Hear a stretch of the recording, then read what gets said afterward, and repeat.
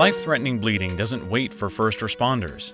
When every second counts, survival often depends on someone nearby who's ready and equipped to take action.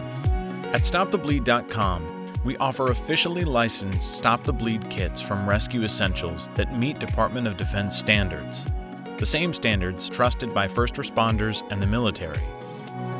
Whether it's a school, church, warehouse, or office building, every public space should have the tools to treat severe bleeding emergencies.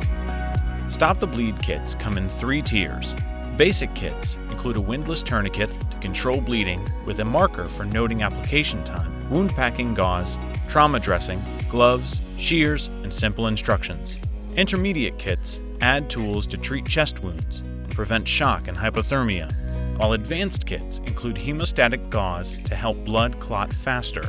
Kits are available as compact individual bags that can be stored in desks, vehicles, or AED cabinets, or as multi-trauma kits designed to treat several victims.